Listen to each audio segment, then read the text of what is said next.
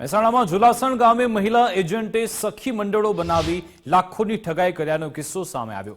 ગામડાની ગરીબ અને અશિક્ષિત મહિલાઓને મનીષા પ્રજાપતિ નામની મહિલાએ સરકારી લાભ મળવાની લાલચ આપી અને તેમના દસ્તાવેજ પર લોન લીધી। બેંક રિકવરી એજન્ટો ગામમાં ઉઘરાણી કરવા આવતા સમગ્ર ઘટનાનો પર્દાફાશ થયો।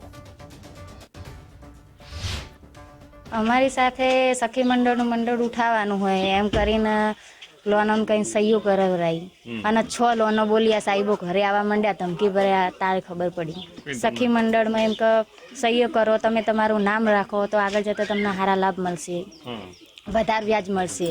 ઓળખાતી કરી, પહેલા ઓળખાણ કરી, પછી અમારા ઘેર આવર જાવર રાખી, પછી અમને એમ કહ્યું કે 5-10 બહેનો ભેગી થાવ, આપણે મંડળ ચલાવીએ સખી મંડળ માટે, બરાબર। પછી અમે મંડળ કરાવડાવ્યું 10 બહેનોને બધું ભેગું। પછી એમ કે કે આપણે ખાતા ખોલાવડાવવા પડશે।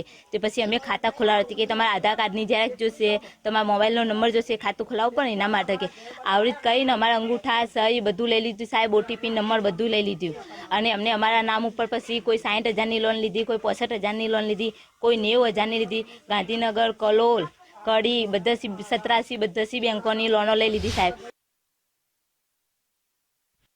પ્રજાપતિએ ગામની અનેક મહિલાઓને સખી મંડળમાં ઊંચા વ્યાજ મળશે અને સરકારી યોજનાઓનો લાભ મળશે તેવું કહી ગામની મહિલાઓના દસ્તાવેજ મેળવી કોરા કાગળ પર અંગૂઠા લઈ અભણ મહિલાઓએ આવી ભણેલી ઠગ મહિલાઓ પર વિશ્વાસ રાખી જે કાગળ માંગ્યા તે આપી પણ દીધા। પરંતુ આ ઠગ મહિલાએ વિશ્વાસઘાત કરી મહિલાઓના નામે લોન લઈ મનીષા પ્રજાપતિ ફરાર થઈ ગઈ। જ્યારે મહિલાઓને છેતરપિંડીનો ભોગ બની હોવાની જાણ થઈ ત્યારે ગામની મહિલાઓનો પગ નીચેથી જમીન સરકી ગઈ। તમને સરકારી લાભ મળે છે તે હંગાતી હેડો કે તે અમને લઈ જઈ સહી અંગૂઠા કરવા લઈ જઈ તે અમને કોરા કાગળે અંગૂઠા લીધા। કોરા કાગળે અંગૂઠા લઈને અને એ જતી રહી। ઝુલાસણ ગામની અંદર જે જુદી જુદી અશિક્ષિત મહિલાઓ છે તો એ મહિલાઓની સાથે છેતરપિંડીની ઘટના બની છે। એની અંદર એક એવું કહેવામાં આવે છે કે ગામની જે મનીષાબેન પ્રજાપતિ કરીને જે મહિલા હતી એ મહિલાએ ગામની આ જે અનિરીક્ષર મહિલાઓ હતી એ લોકોની સાથે એક મંડળ બનાવ્યા અને મંડળની સાથે એણે કીધું કે ભાઈ તને સરકારી લાભોને એવું બધું અપાવડાવીશું ને એમ કરીને ગામની બહેનોનું એવું કહેવું છે કે અમારા જાણ બહાર અંગૂઠાના જે છે નિશાનો લઈ લીધા। ક્યાંક બેંકના એજન્ટોએ પણ સાથે ભેગા મળીને એ લોકોની મંડળની અંદર ગામની અંદર જ આવીને એ લોકોના અંગૂઠાના નિશાનોને એવું બધું લઈ લીધું છે। હવે રિકવરી એજન્ટ કહે છે કે લોનના હપ્તા ભરાયા નથી, જેથી તમારે કોઈ પણ સંજોગોમાં લોનની ભરપાઈ તો કરવી જ પડશે।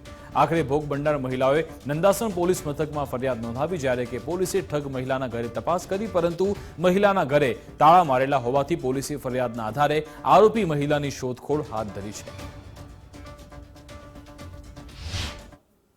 સખી મંડળના બહેનો સાથે ઠગાઈ થઈ હોવાની બાબતે એક અરજી આપવામાં આવેલી છે, જેમાં બહેનોનો જે આક્ષેપ છે કે તેમની સાથે આર્થિક રીતે ઠગાઈ કરવામાં આવેલી છે, જે બાબતે પોલીસે અત્યારે PSIને આ બાબતે તપાસ આપેલી છે અને તેઓ તપાસ હાથ ધરી રહેલા છે।